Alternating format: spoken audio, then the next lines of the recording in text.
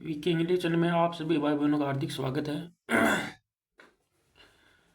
Channel पर नए हैं तो चैनल को सब्सक्राइब करें और इंग्लिश से हिंदी ट्रांसलेशन सीखें। The wolf and the lamp. The Wolff यानी यह आर्टिकल है। द वोल्फ यानी भेड़िया, एंड और द लैम्प यानी मेमना होता है। मेमना भेड़ का बच्चा मेमना। लैम्प यानी लंगड़ा भी होता है। यहाँ में भेड़ का बच्चा होगा शिप। वन डे एक दिन। वन यानी एक, डे यानी दिन, ए यानी एक, लैम्ब यानी मेमना भेड़ का बच्चा। Was eating. वाज यानी था। वाज का मतलब वैसे था होता है। वाज के साथ आईएनजी फॉर्म आ जाए तो राहत आ रही थी। Lamb was eating. लैम्ब यानी मेमना, ईटिंग यानी खा।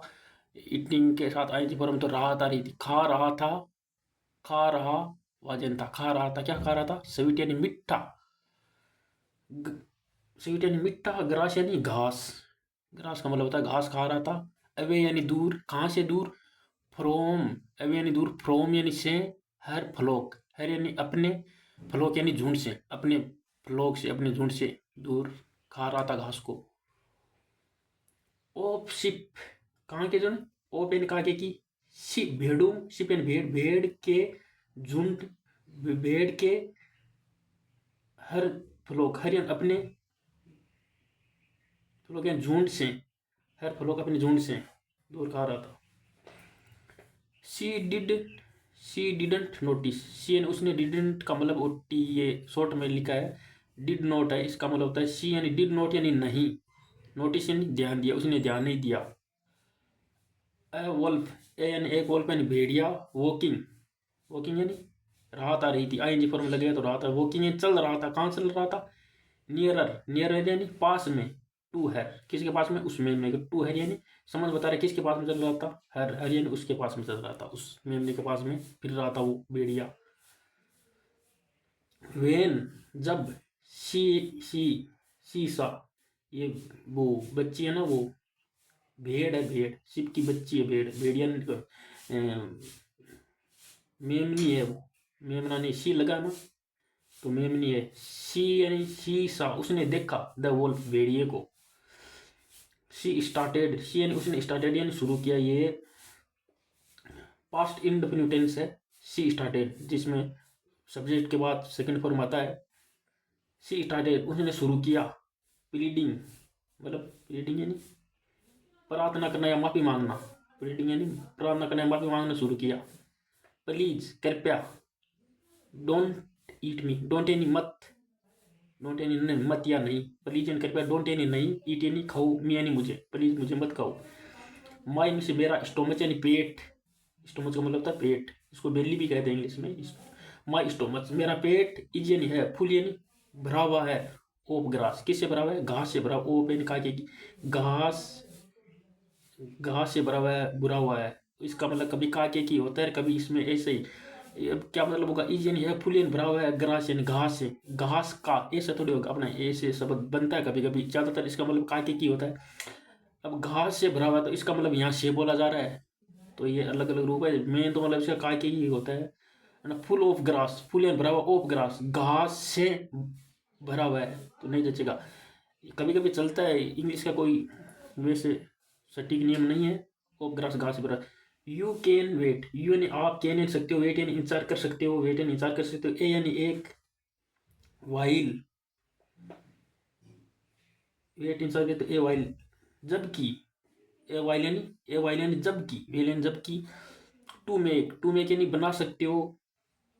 माई में से मेरे। मीट एंड मीट को टेस्ट। का तुम थोड़ा भी उस भेड़िए को कहा कि तुम थोड़ा इंतजार करो, उसको मेरा वो खाया हुआ वो है ना ग्रास, वो थोड़ा मीठा हो जाए, टेस्टी हो जाए। माई मीट टेस्टी हो जाए। टेस्टी हो जाए। मच यानी ज्यादा। बेटर एंड और बेहतर, बेहतर हो जाए। ज्यादा बेहतर, अच्छा हो जाए। द ग्रास यानी घास। इन यानी में, माई से मेरे। स्टोमच यानी पेट में। Will be. Will be digest. Will be हो जाएगा। विल बी यानी हो जाएगा, क्या हो जाएगा? डिगेस्ट यानी पच जाएगा। पच जाएगा। क्विकली जल्दी से। इफ यदि, यू लेट मी, यू यानी यदि, इफ यानी यदि, यू यानी आप, लेट मी यानी मुझे करने दो, क्या करने दो, लेट यानी करने दो, मी यानी मुझे क्या करने दो, डांस नाचने दो। यदि आप मुझे नाचने दो तो मेरा वो खाए पेट में खाया हुआ घास वो जल्दी पच जाएगा नाचूंगा तो। द वुल्फ एंड भेड़िया एग्रीड, सहमत। द वुल्फ यानी भेड़िया, एग्रीड यानी सहमत, एग्रीड यानी सहमत हो गया। वाइल जबकि, द लैम्ब,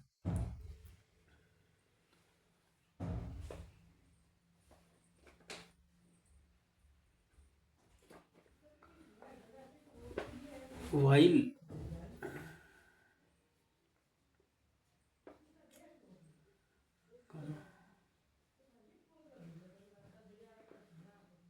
वाइल, वाइल जबकि, the lamb,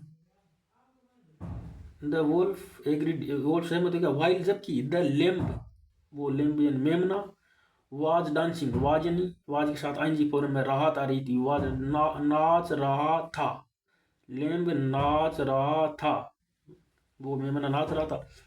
she had a new idea, she यानी उसने, उसको, हेड यानी आया, उसके पास आया था, हेड यानी आया था, क्या आया था, ए यानी एक, न्यू यानी नया, आइडिया यानी एक योजना आई थी, प्लान आया था उसके दिमाग में।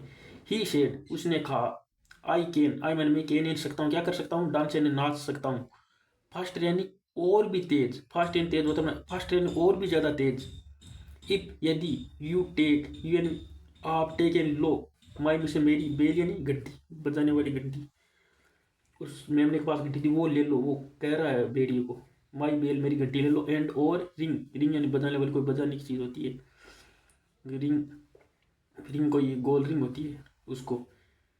इट इट सो, इट यानी ये सो हार्ड, ये सो हार्ड, सो हार्ड यानी मतलब, इसका मतलब यहाँ निकलेगा सो हार्ड यानी बहुत कठिन।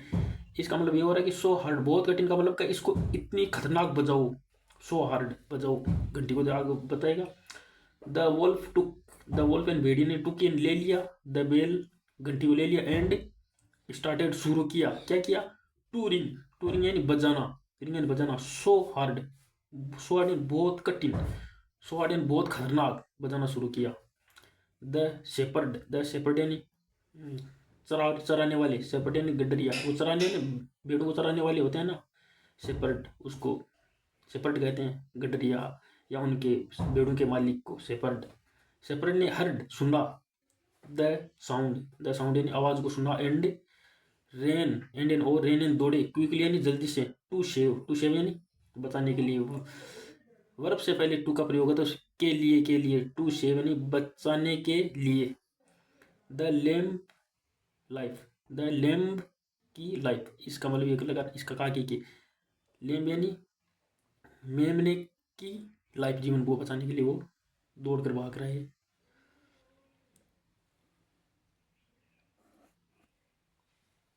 Okay thanks.